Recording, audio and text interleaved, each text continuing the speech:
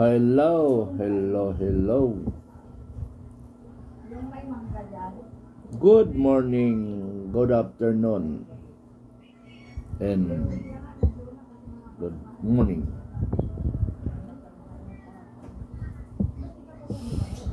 Ang pag-usapan natin ngayon ay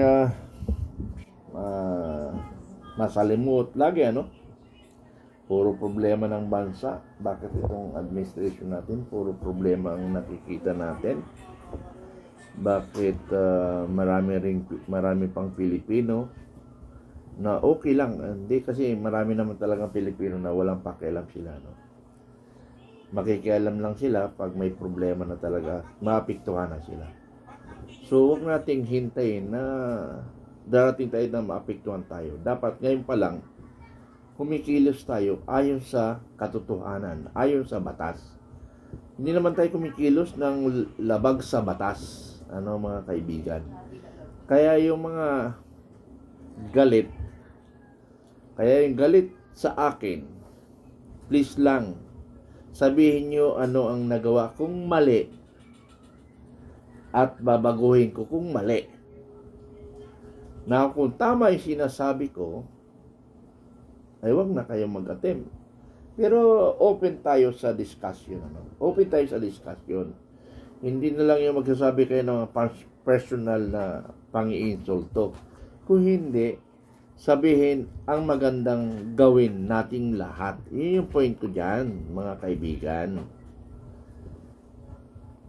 Banat tayo ng banat. Hindi naman tayo naayon sa katotohanan. So dapat ayon tayo sa katotohanan. Katulad yung ginagawa ni General Macanas, General Pukis, General De Leon, General Kita, Attorney Jose, PME 83, at mayroon pang 83 na lumalaban, si Captain Dado, si Cavalier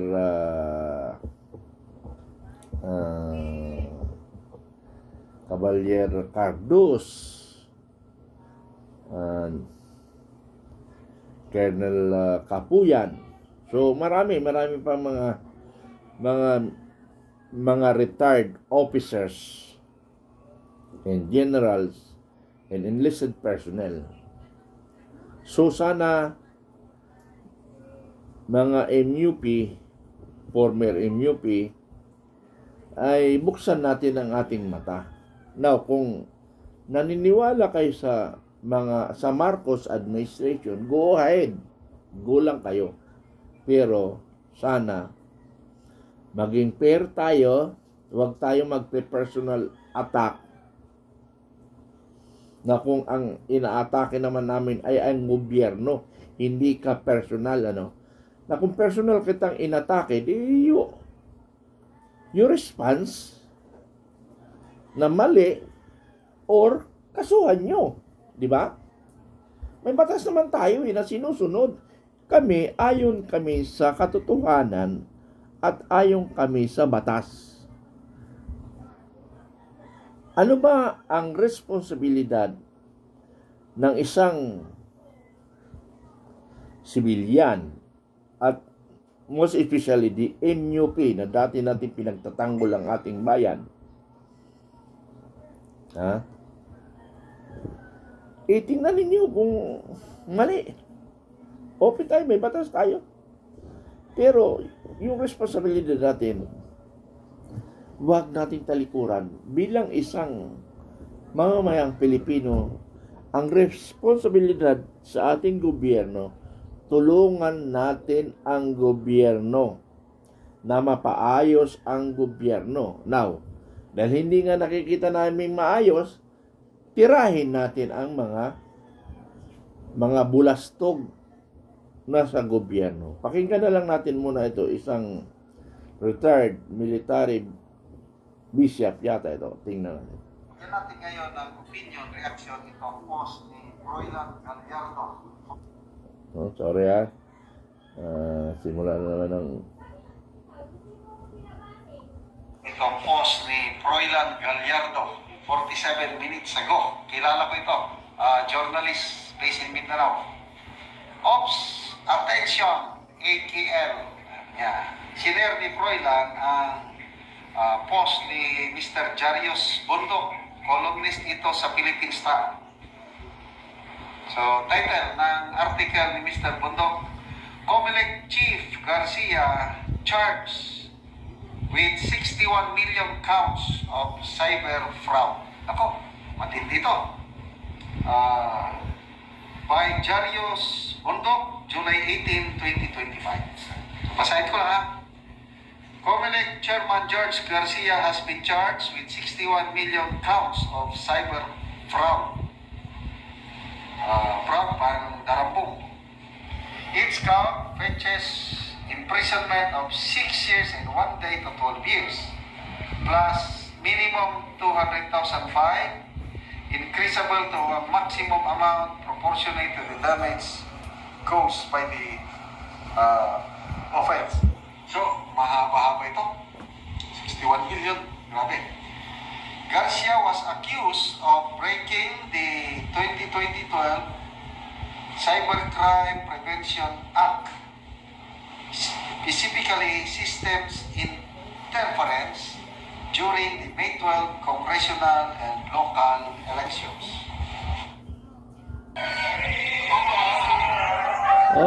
Patalastas. During the May 12 congressional and local elections. Also pleaded at the NBI last week. Ang reklamo isinampa sa NBI last week. When Comelec commissioners, ilan yun?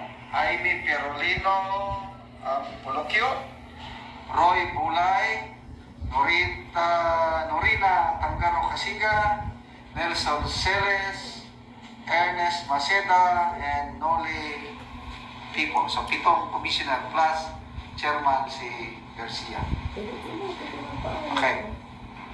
Systems interference supposedly was committed 3 ways. Paano nagkaroon ng system interference? Number 1.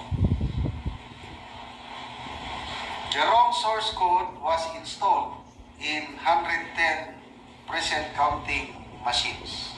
Source code. Parang version. 3.40 yung dapat, 3.50 ang inilagay. Yun ang paliwanag. Medyo technical na ito, hindi ko masyadong madetalye. So, wrong source code ang nilagay. Pangalawa, an unauthorized intermediary server called Data Center 3 consolidated and processed 55,874,700,000 votes before transmittal to 5 transparency servers of PPCRB, Namprel, Media, Dominant Majority, and Dominant Minority Party. So, transmittal, parang ang nagreklamo itong PPCRB, Namprel, hindi sila nabigyan kagad. So, basically, yun ang reklamo. Na-delay yung pagbigay ng kopya. Next, Comelec, by itself, cleaned up, deleted what it called discrepancy of up to 5 million votes without informing beforehand PPCRB, Namprel, Media, Dominant Majority Party, and Dominant Minority Party. Parang nagkaroon ng double count. So, na-delay yung dapat sana, once na nandyan na yung data, ipadala na sa lahat. Eh, ang PPCRB, ang Namprel, hindi nakatanggap, delay. Nagsimula ang bilangan, mga alas 7, alas 8, so papadala na. Alas 12 na ng ating gabi, saka lang nakatanggap ang mga Namprel, yung mga citizens watchdog, PPCRB. So pagtanggap, nakita nila, oy, dupli-dupli to, dupli-dupli, bakit ganito? Nung nagreklamo itong mga citizens watchdog, yun na, dinilit na halos 5 billion votes na natubli-tubli. Yun ang naintindihan ko. Those numbers add up to 60,984,705 counts of cyber libel. Okay. Tara, sino-sino ang mga nagreklamo? Mga complainants, mabigat ito. Complainants are multi-faith hierarchs, retired generals, computer experts, and lawyers. Okay. Ito yung mga religious leaders. Catholic bishops, Jose Pagaforo, isa. Roberto Gaa, Gerardo Ali Manaza, yan, tatlong Catholic bishop. At isang Protestant bishop, si World Evangelical Alliance Ephraim Tindero. So, bali, 4 na bishop. Isang Protestant, tatlong Catholic. Tapos, former AFP Chief of Staff, Generoso Senga. Ako, kilala ito. Kapag serve ko under him, matino itong general na ito, AFP Chief Staff. And then, retired PNP Generals, now Baguio City Mayor, Benjamin Bagalo. PNP General yan, retired. Wilfredo Franco and Alejandro Camagay. And then, ito ba? Si retired Army General and former DICT Secretary Eliseo Reo. Apply natin siya. Comelec Commissioner Gus Lagman. Former Phoenix President. Phoenix, parang isang kumpanya ito na Phoenix Presidents Franklin Isa, Edwin Fernandez, Father Wilmer Tria, and attorneys, mga abogado. This is Gillette's latest razor, designed to be addictive for men. Okay, wait lang. Thick and tough. Mga abogado, Melchor Magdamo, Harold Prispecio, and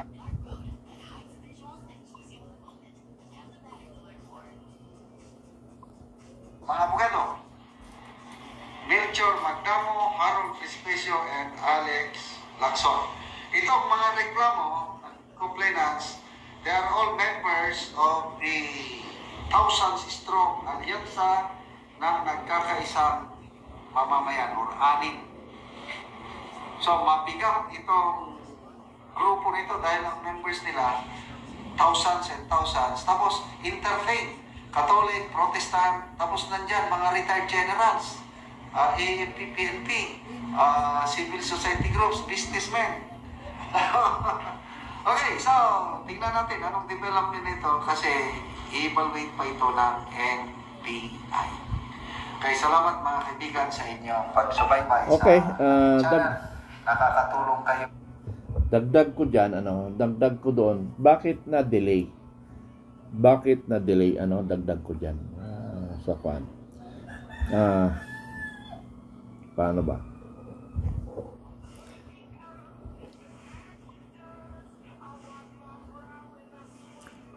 Okay, ito. Halimbawa, so yeah, para maintindihan niyo. Ito yung Comelec. Ito yung mga NAMPREL o ang ibang kwan dyan na supposedly yan dapat ang direct na bibigyan ng information ni Comelec. Ito si Comelec, So, supposedly diretso ayon sa batas, diretso lahat. Now, ang ginawa ni Comelec, mayroon pang center na pinasukan. Ito, halimbawa, ito center. Ang ginawa niya, dinaan niya pa sa center bago ita-transfer dito. Dito. Dinaan niya po muna sa center nila para aayusin lahat dito ang mga nangyayari. So, pag naayos na yan dyan ng center na ito, sa kanila i-distribute dito sa baba. So, ibig sabihin, mayroon ditong programming na mamabago na ang result of election dito. Ito yung tamang result election kasi coming from the present, going to Comelec. Now, ang ginawa ng COMELEC, idinan pa sa isang server dito para dito nila lutuin lahat ng mga resulta.